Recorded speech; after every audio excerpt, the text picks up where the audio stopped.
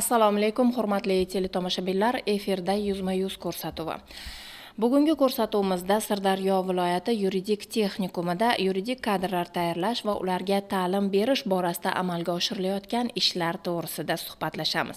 Shu maqsadda Sirdaryo viloyat yuridik texnikumi direktorining o'quv ishlari bo'yicha birinchi o'rinbosari Sindor Amanyolovni, yoshlar bilan ishlash bo'yicha direktor o'rinbosari Rustam Jarbekovni hamda texnikumning mutaxassis fanlari o'qituvchisi Sherzod Yo'ldoshevlarni ko'rsatuvimizga taklif etganmiz. Assalomu alaykum, xush kelibsiz ko'rsatuvimizga.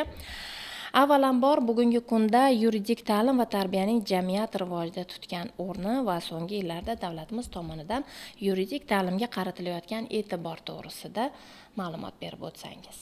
Rahmat. Savolning birinchi qismi bo'yicha to'xtaladigan bo'lsak, ma'lumki, har bitta davlat o'z oldiga bir qancha maqsad hamda vazifalarni maqsad qilib oladi.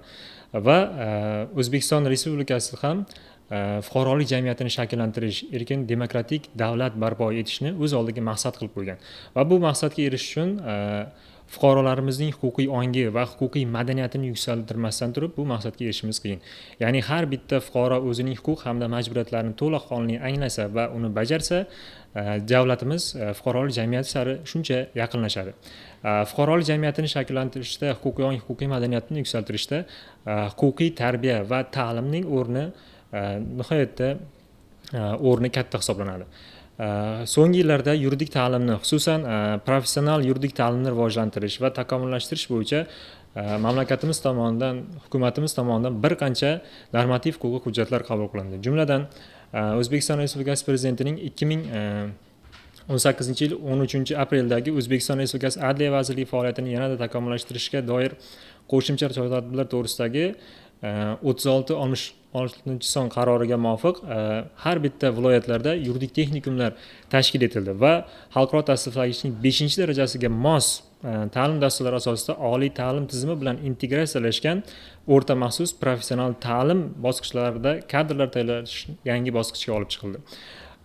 Bundan tashqari 2020-yil 29-apreldagi O'zbekiston Respublikasida yuridik ta'lim va fanni takomillashtirish bo'yicha qo'shimcha chora-tadbirlar to'g'risidagi PF 59/87-son farmoni qabul qilindi.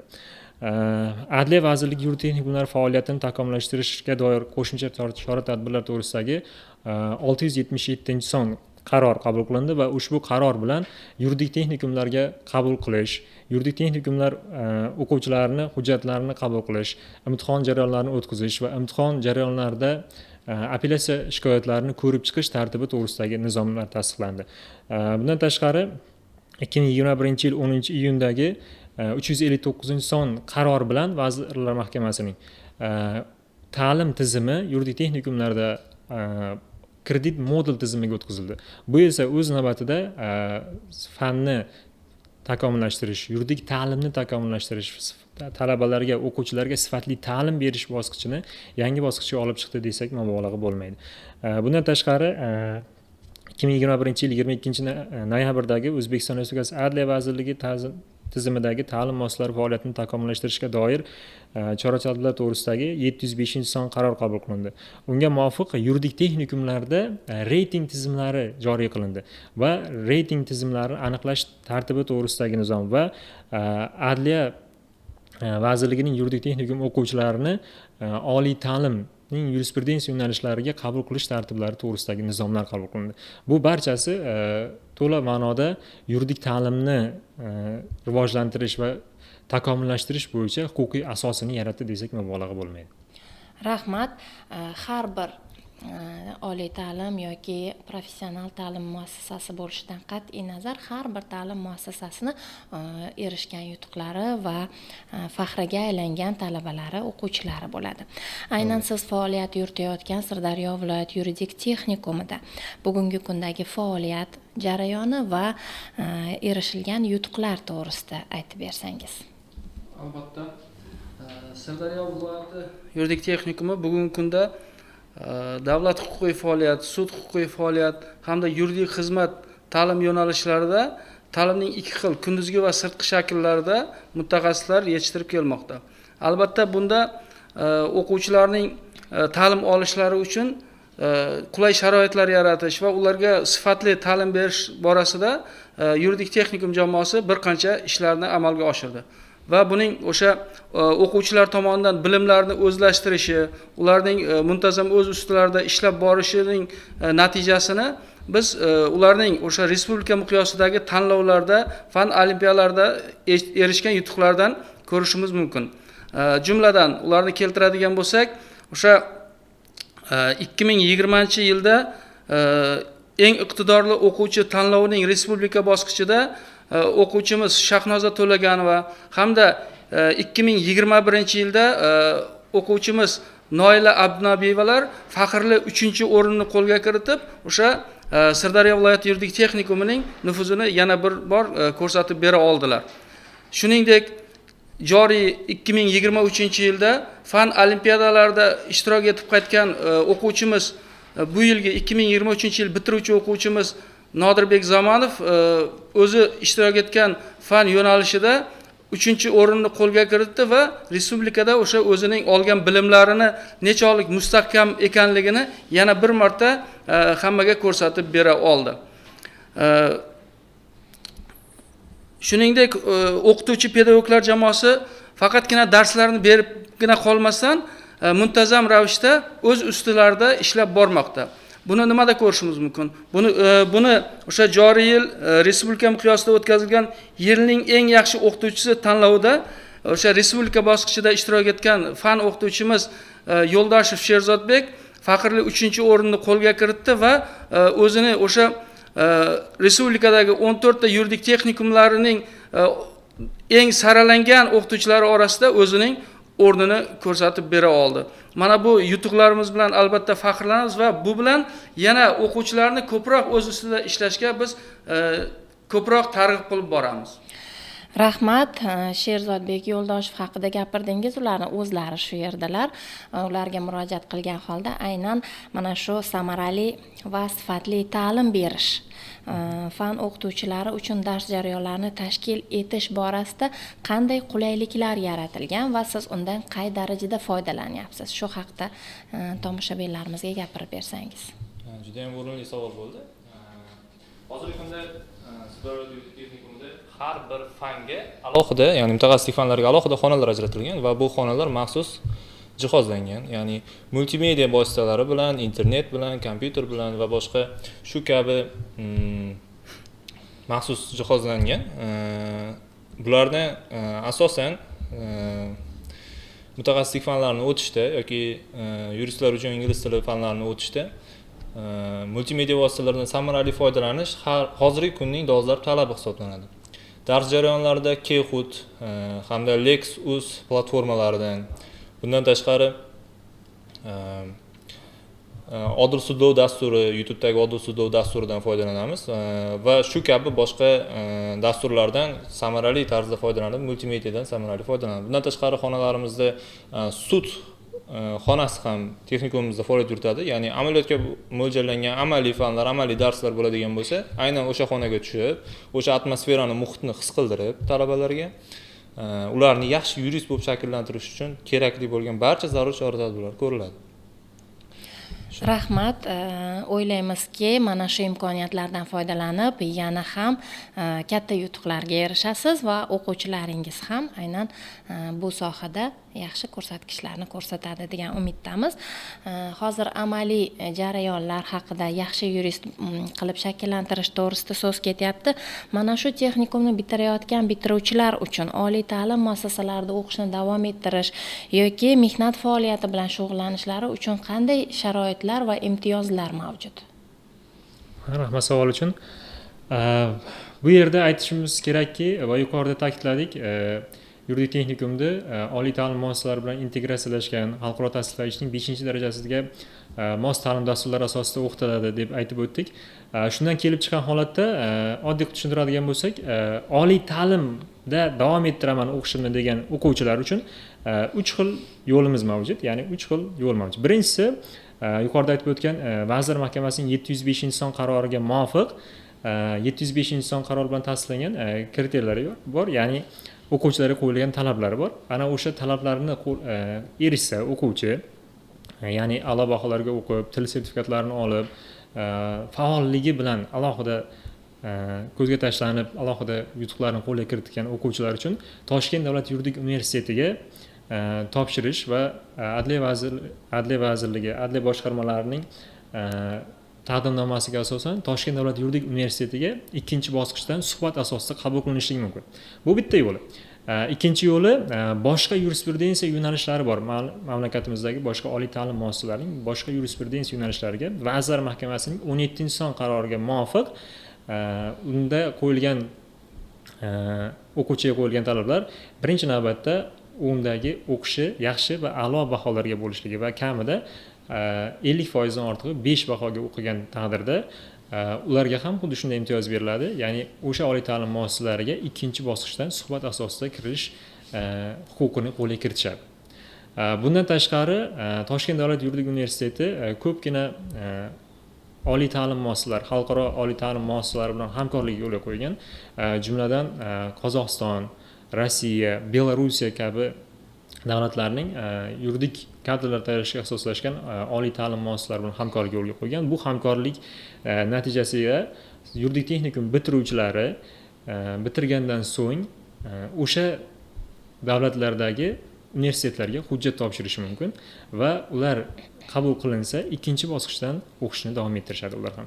Bunda aytib o'tishimiz kerakki, ikkita diplomli bo'lishadi o'quvchilarimiz. Ham Toshkent davlat yuridik universiteti va ham o'sha xorijiy oliy ta'lim muassasalarining diplomini qo'lga kiritishadi. Bu esa o'z navbatida ham O'zbekistonda ham o'sha bitirgan davlatida ishlash huquqini beradi o'quvchilarimiz uchun. Demak, bu universitetni bitirib, keyin xalqaro universitetlarga topshirishlari mumkin. Albatta. Chet el texnikumni bitirib, chet el institutlarga ham topshirish mumkin. Universitetni bitirish shart emasa, yuridik. Biz texnikumimizni bitirsa, bo'ldi. Demak, Topshirish o'sha huquqini qo'lga kiritadi. Undan tashqari, endi ishlayman degan o'quvchilarimiz qayerda ishlasa bo'ladi degan savol turibdi. Texnikum bitiruvchilari hozirgi kunda majburiy ijro byurolarida xodim yurityapti, ya'ni davlat ijrochi sifatida. Undan tashqari fiqh organlarida faoliyat yuritishadi. Undan tashqari xo'jalik tashkilotlarida yurist, ya'ni huquqshunos, mehnat muhofazasi bo'yicha inspektor, advokat yordamchisi, notarius yordamchisi lavozimlarida faoliyat ko'rsatishlari mumkin bo'ladi. Bizning texnikumimizni bitirgan o'quvchilarimiz. Rahmat. Har bir ta'lim muassasasida o'quvchilarning ta'lim olishi bilan birga ularning bo'sh vaqtlarini mazmunli o'tkazishga ham alohida e'tibor beriladi. Shunday emasmi, Rustam aka? Demak, ularni sport bilan, turli fan to'garaklariga qatnashib, bo'sh vaqtlarini tashkil etish masalasi sizning tashkilotingizda qanday yo'lga qo'yilgan? Albatta, juda o'rinli savol. Har qanday illatlarning kelib chiqishiga asosiy sabab bu bo'shliq va bo'sh vaqt va uning mafkurasidagi bo'shliq hisoblanadi. Albatta biz o'quvchilarimizning bo'sh vaqtlarini mazmunli tashkil etish maqsadida texnikumda fan to'garaklari va sport to'garaklari yo'lga qo'yilgan. Ayniqsa o'quvchilarimiz darslardan bo'sh vaqtlarda buni tashkil qilish maqsadida o'quvchilarimiz bilan so'rovnoma o'tkazib boriladi va o'zlarining yo'nalishiga qarab, ya'ni qiziqqan fanini aniqlab olib, o'sha qiziqqan fanida, yo'nalishdagi qiziqqan faniga to'garaklarga jalb qilinadi. Ularning o'sha to'garaklarga qamrovini yanada kuchaytirish maqsadida ularga har xil o'sha to'garaklar davomida faqatgina bilim berib qolinmasdan interfaol usullar bilan har xil yo'llar bilan tushuntirib beriladiki, ular yana ham qiziqishi orttirish maqsadida. Shuningdek, yana bir narsani aytib o'tishimiz kerak. Ingliz tili fani to'garaklari bizda 3 ta bosqichda yo'lga qo'yilgan, ya'ni o'sha o'quvchilarning bilim darajasiga qarab guruhlarga ajratilgan va 3 ta guruhda o'tiladi. Har qanday natijaga erishish uchun o'quvchi o'z ustida kuchli ishlashi kerak. Buning natijasini biz ko'rishimiz mumkin. Ingliz tilida bitiruvchilarimiz tomonidan qo'lga kiritilayotgan o'sha maxsus sertifikatlar, ya'ni o'sha B1, B2 darajadagi sertifikatlarni qo'lga kiritishlari bilan ko'rishimiz mumkin. Yana bitta e'tiborga molik tomoni shundaki, bugungi kunda aksariyat ingliz tili o'rganuvchiga, ingliz tilini o'rganishga qiziquvchi o'quvchilar ma'lum bir miqdorda to'lovlarni amalga oshirib ingliz tilini o'rganishadi. Bizni o'quvchilarimizga yaratilgan eng katta imtiyozlardan bittasi shuki, ingliz tili to'garaklari bo'ladimi, boshqa fan to'garaklari bo'ladimi, bizda umuman mutlaqo bepul amalga oshiriladi va o'quvchilar hech qanday bu to'garaklar uchun pul to'lab bermaydilar. Va sport to'garaklariga keladigan bo'lsak, sport to'garaklarida o'quvchilar haftaning ma'lum bir kunlarida sport bilan shug'ullanishadi va bizda asosan o'sha direktor kubogi yo'lga qo'yilgan bo'lib, sportning barcha turlari bo'yicha o'sha imkoniyat darajasida turnirlar, texnikum o'quvchilar o'rtasida musobaqalar yo'lga qo'yib boriladi va bu o'quvchilarning o'sha sport bilan muntazam shug'ullanishlari va o'zlarining sog'lig'ini tiklashlari uchun ham muhim ahamiyat kasb etadi. Shuningdek, bizda o'sha hozirgi paytda hamma joyda juda rivojlanib kelayotgan Zakovat intellektual o'yinlari klubi tashkil etilgan va eng nimasi bizni xursand qiladigan tomoni, yosh pedagog o'qituvchimiz Sherzodbek Yo'ldoshev koordinator hisoblanadi. O'sha Zakovat o'yinlari to'g'risida ruxsat bersak, o'zlari bir ikki og'iz gapirib o'tsalar. Albatta, marhamat. Zakovat o'yinlari haqida gapirar ekansiz. Sizni texnikumingizda bo'lgan vaqtimda adolat qanotlari va street law loyihalari ham yuritilayotgan edi. Ana shu loyihalarni yuritilishi to'g'risida ham ma'lumot berib o'tsangiz. Avvalroq Zakovat klubi haqida so'z ochadigan bo'lsak, prezidentimizning maxsus qarori asosida respublika ta'lim muassasalarida Zakovat klublari ochildi va faoliyati yo'lga qo'yildi o'tgan yildan boshlab. Xuddi shunday Sirdaryo yuridik texnikumida ham 2 yildan buyon Zakovat klubi faoliyat yuritib kelmoqda. Ushbu klubning maqsadi nima? Nima uchun ochildi? Yoshlarda, talaba yoshlarda birinchidan bo'sh vaqtlarini samarali o'tkazish, ikkinchidan ularda mantiqiy fikrlash qobiliyatini shakllantirish. Mantiqiy va tanqidiy fikrlash qobiliyati shakllangan har qanday talaba, o'quvchi albatta o'qish davrida ham, ish davrida ham hech qanday bir qiyinchiliklarga duch kelmaydi. Muammolar bo'lsa, oson hal qilish yo'llarini topadi. Bir necha yutuqlarga ham erishdik bu klubda.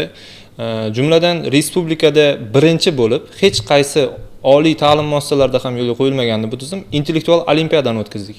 Intellektual olimpiadamiz demak, sportchi zakovat, erudit kvartet, shaxsiy o'yin va individual zakovat bahslaridan, shaxmat, shashka sport o'yinlaridan iborat tarzda o'tkazildi. Umuman bilimlar bahsi bo'ldi deb ayta olamiz buni va bu respublika ta'lim muassasalari uchun ancha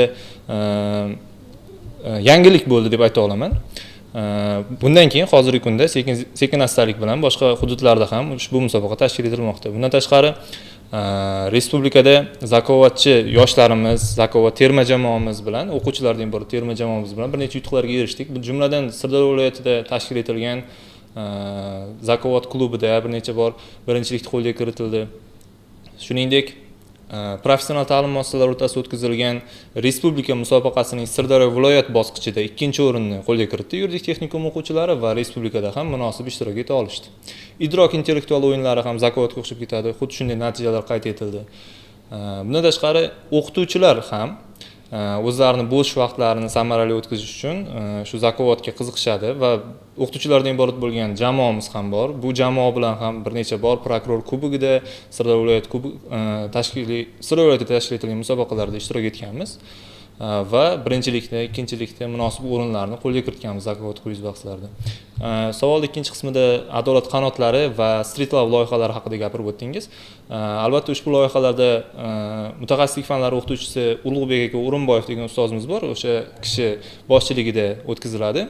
Street law loyihalari asosan oddiy qilib aytganda ko'cha huquqi, ya'ni har kuni kundalik hayotimizda duch keladigan muammolar, huquqiy vaziyatlarga yechim bo'lishga xizmat qiladi va unda talabalar koordinator sifatida faoliyat yuritib, o'zlariga biriktirilgan hududlarga, o'zlariga biriktirilgan maktablarda, o'zlarining mahallalarida o'sha targ'ibot ishlarini olib borishadi, darslar o'tishadi va bu orqali jamiyatda huquqiy ong va huquqiy madaniyat albatta ma'lum pog'onada oshadi. Shu bilan shu yo'lga erishamiz. Rahmat. Endi asosiy masala hozir avgust oyi, ayni imtihonlar, sinovlar oyi hisoblanadi. Mana shu oyni mavzusidan kelib chiqqan holda texnikumga qabul jarayonlari haqida savol bermoqchiman.